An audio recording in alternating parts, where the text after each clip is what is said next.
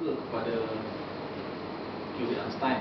Atau teori yang kerana dia material. Tapi Tan Malaka tu macam seolah tidak suka kepada teori Einstein. Tak, dia suka. Cuma dia tak suka pendekatan Einstein. Einstein bila dia menulis, apparently ada dia dapat tahu pandangan Einstein, ada orang tanya.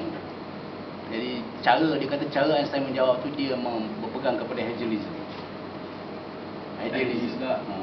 Tak cukup. Tadi tak. Dia kata bertentangan dengan teori dia kata. Mana dia hidup dalam dua alam. Macam tu lah. Macam kita lah. Hidup dalam dua alam. Ya.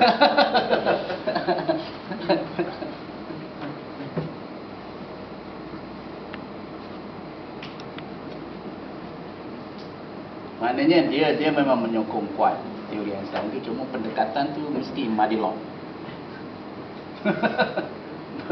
Madelung ni kelainan daripada dialektika materialism. Yang itulah dialektika materialism. Tapi dia kata yang lain-lain yang dia baca ada pun pendekatan dialektika, tapi dialektika idealism. Mana ada unsur-unsur yang masih tidak berasaskan kepada cerapan, pada benda yang nampak.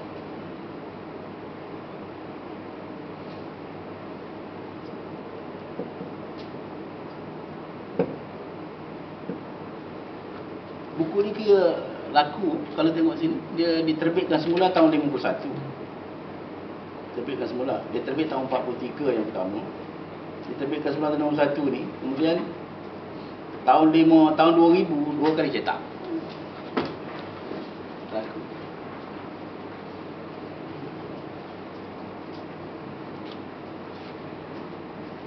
Lagi? Ni. Adakah orang golongan sains barat menganggap alam semesta ni hidup? Tadi mengembang tadi. Dia sama macam konsep macam kehidupan lain lah. Hidup mati. Tak mati. Yang teori dia ni dia tak mahu mati tu. Jadi sekarang yang terbarunya dia mengembang, menguncup, mengembang, makin besar, makin pantas, kemudian dibuktikan matematiknya akhirnya bila ini cukup besar, dia jadi terus mengembang. Jadi kita sekarang ni peringkat terus mengembang. Kok dia nak kekalkan alam ini dan menerusi mengembang. Adakah alam semesta ni merujuk pada kehidupan apa yang kita nampak, ataupun maknanya contohnya kalau kita menganggap alam ni bermula daripada tak ada, maknanya letusan Big Bang tu. Adakah sebelum tu dia anggap sebagai alam semesta ni? Tak ada. Dia tak ada apa-apa. Tak ada. Alam semesta ni bermula selepas Big Bang.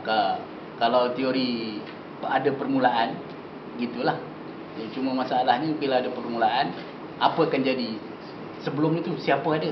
Itu yang etis tak suka. Dia jawab Tuhan dah tak boleh. Jadi dia lebih suka alam ni sudah ada sejak bila-bila pun.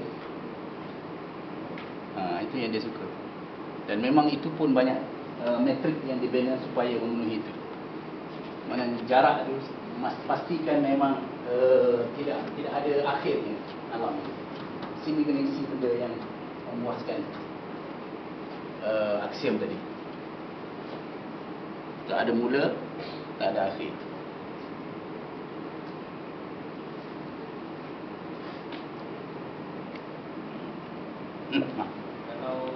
Kalau masa ditakrifkan ataupun kita gambarkan masa sebagai sekarang, kan? Bila ni now. Boleh ke dia dimatematikkan sebab kita itu yang Whitehead dah buat. Whitehead buat berdasar kepada sekarang. Malah dia kritik cara mendapat metrik ini mengandaikan bukan sekarang. Ini sejarah. Betul pun. Ini sejarah. Ni jarak ni sebenarnya sejarah.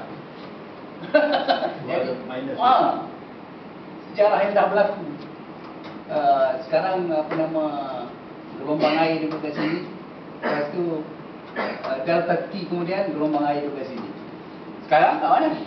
Tak tahu. Jadi dia tak suka ni. Whitehead tak suka. Pasal tak ada konsep sekarang.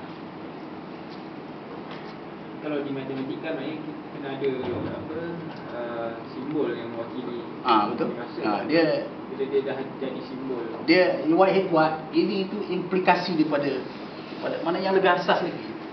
Dia tak mula dengan bahan. Ini kan mula dengan bahan. Memang kira Whitehead tu kira berjaya lah. Apa yang dia kata tu memang boleh dimatematikkan. Berjaya lah dia. Tak tahu, sebab saya bayangkan bila kita tulis saja T misalnya dia dah macam ada je sejarah, kita dah tulis lah, kita tak jadi variable kan. Itu sebab dia tak tulis T. Dia tak tulis. Tak tulis. Tak ada T, tak datang. Dia mula dengan benda lain. Kena baca apa nama teori, ada buku teori dicetak semula. Maknanya sekarang dia ada orang mula revival. Dicetak semula buku dia yang dia terbit tahun 30-an, Teori Relativity by Whitehead. Proses relativity. Tak, teori relativity. Yang diterbitkan Itu yang kata dia ada model dia sendiri. Ya, tahun 30-an. Lepas tu diterbitkan semula sekarang tahun 2000 berapa tu ada saya tengok.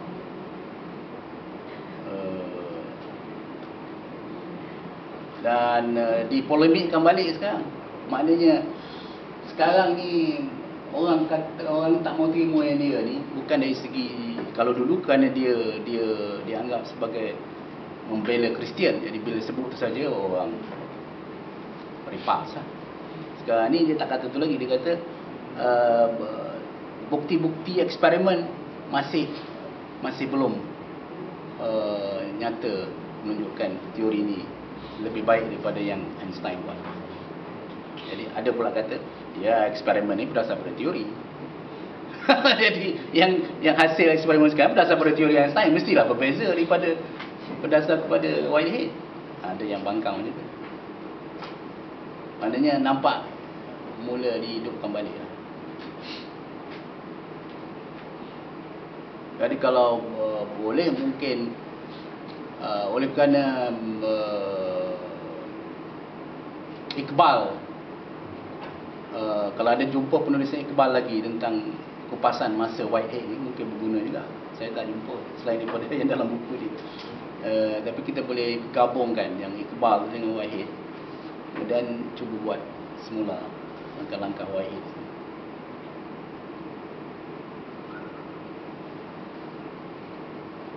Dia kalau setakat teori kenisbian khas, hasil Whitehead dengan Einstein sama. Bila pergi kepada yang yang kosmologi, didapati hasilnya ada berbeza. Jadi eksperimen yang dibuat tu berdasar kepada teori Einstein. Jadi dia kata tak sama dengan Whitehead. Jadi Whitehead ni tak betul.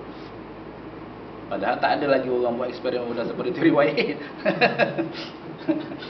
Jadi masalahnya bila bidang kosmologi ni, bila bercakap tentang eksperimen, Muslim tak boleh ikut serta. Belanjanya terlalu besar.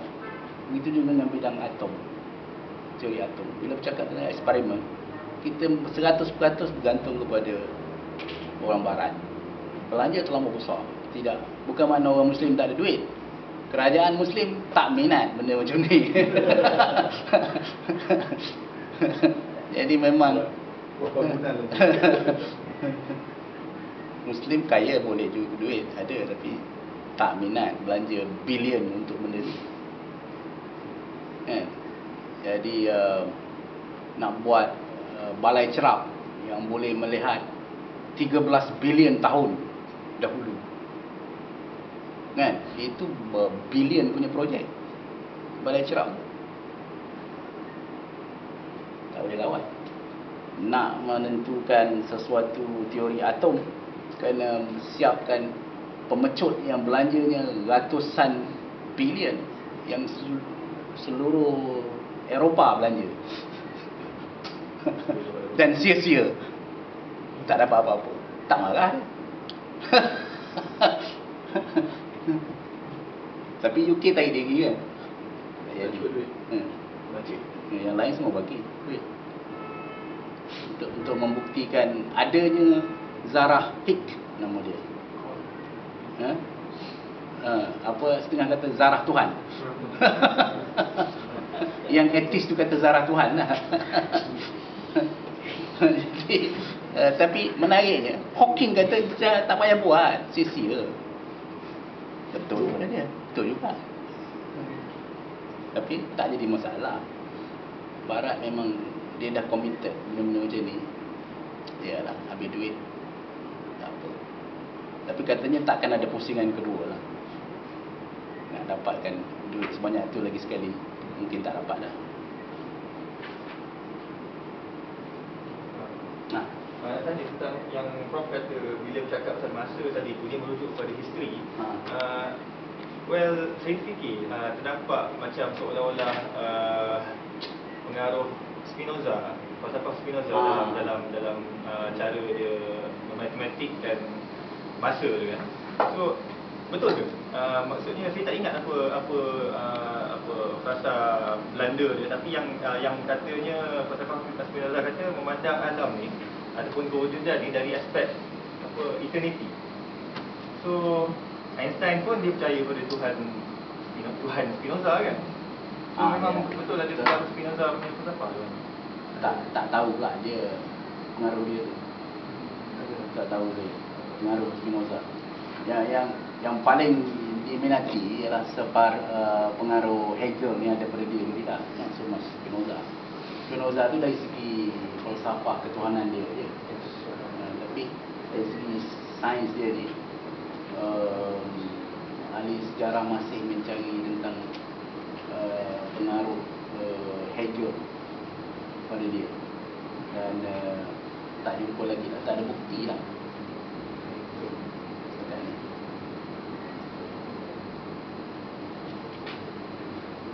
Lagi satu Prof, soalan saya berkenaan dengan tafsir terjemahan Abdul Singgit dan Singgit semua tu. So saya fikir kemungkinan kalau orang yang nak argue, sebab dia terus ambil straight away daripada Quran yang diterjemahkan sendiri ataupun dia ambil terjemahan yang contemporary. Bila dikatakan kita rujuk balik pada abad 15, abad 17 macam tu, Abdul Singgit terjemahkan tak macam tu pun. Jadi mungkin dia akan argue balik Abdul Singgit menterjemahkan berdasarkan pada model alam pada masa tu. Betul lagi. Jadi di mana kita nak ukur yang mana betul?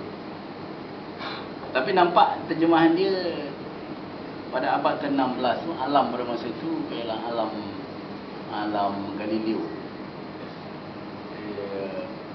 Tak nampak dia pergi ke situ.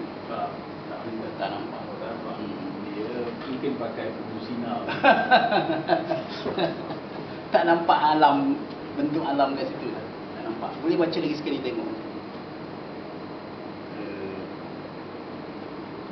Memang saya nak tunjukkan secara tak langsung bahawa terjemahan Quran sepanjang masa sekalipun, kalau Quran tu kena Quran, apa istilah kat sini, Quran ayat-ayat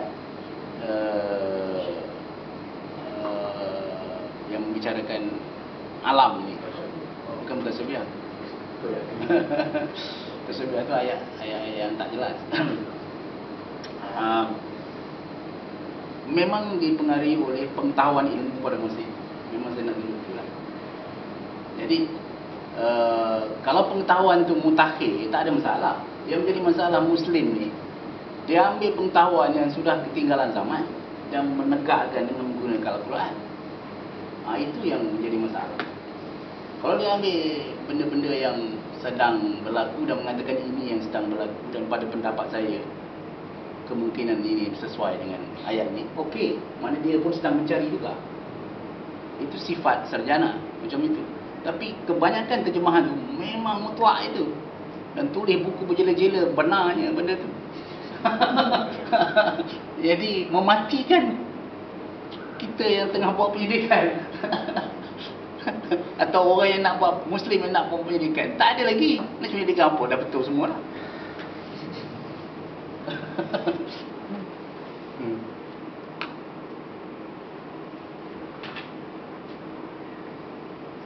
Okey. Tak ada. Tak ada, kita makan.